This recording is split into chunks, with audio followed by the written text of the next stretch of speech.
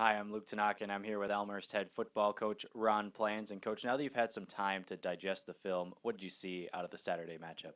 Well, I saw our guys play hard the whole game. I think that was great to see. I thought, despite some of the mistakes and things that we did, I thought for a majority of the game, they played hard. They executed. They did the things they needed to do to give us a chance to win that game. So I was pretty excited about that.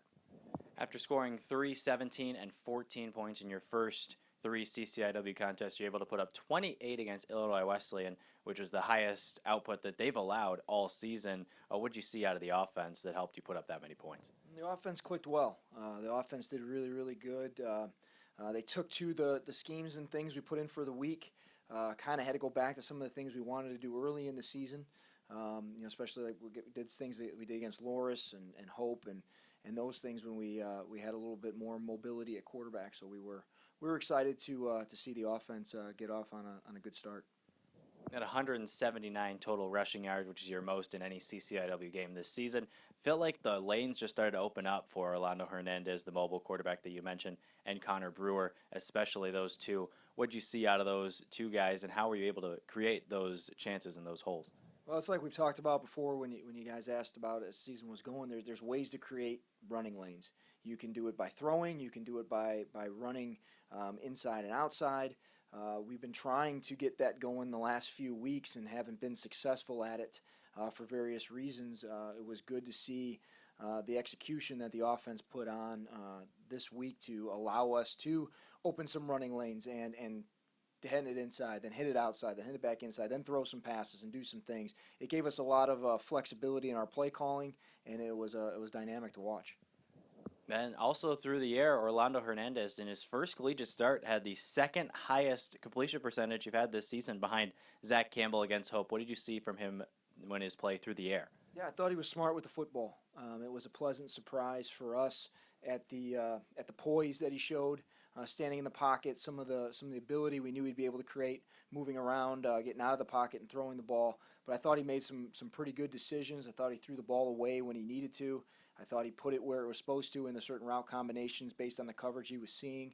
I was very, very impressed with his poise in the passing game. Big plays again hurt the defense. Almost 40% of IWU's yards came from 4 plays in the game to Artie Kagan. What will you do in the weeks going forward to limit those kinds of big plays? Well, we've got to continue to, defending the pass is twofold. You've got to play good in the secondary, and you got to go play good in the D line, in your front seven. I didn't think we generated enough pressure up front to cause some of those passes to be harder to throw. That bore out when we saw the film. And our defensive backs at times have to make plays. We can help you get to the point where you're in good coverage. At some point, you got to turn around and make a play. Our guys understand that. They want to make plays.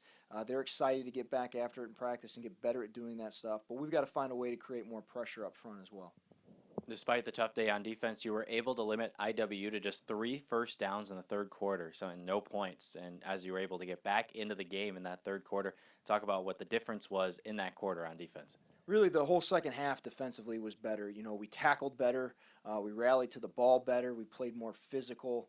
Those guys responded at halftime. We challenged them a little bit in the locker room on some things, and they responded. And they're a good group of players. They've shown throughout the year that they can be as dominant as a defense as they want to be. And I thought in that second half, they really did. I mean, some of the scores they gave up were short fields, and then the one score was an offensive turnover for a touchdown. So second half-wise, I thought the defense really showed what they had shown throughout the year, that they're very, very good.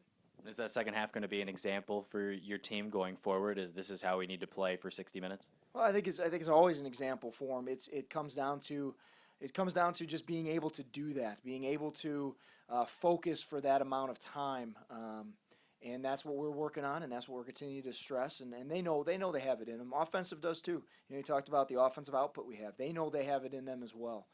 They know that they can be a great offense. The defense knows they can be great. Special teams-wise, we know we can be great. We've got to put it all together in one game. Well, now you have number 8, Wheaton College, on the road, another undefeated team. Talk about that matchup a little bit. Yeah, Wheaton's another great football team. They returned just about everybody that they had last year. They're playing very well. They're playing very confident. They're an extremely fast and physical defense. They're very multiple, a lot of motions and different movements on offense. They've played 2 different quarterbacks this year. Both of them are very, very good. They've got a solid tailback. They've got the receiver Thorson back, who came back for a 5th year due to a medical redshirt, and he's a special player, very tall, very fast. They're gonna be a good challenge. Sounds good. Well, good luck in your week of preparation, Coach, and thanks for joining me here on the show. Thank you so much for having me.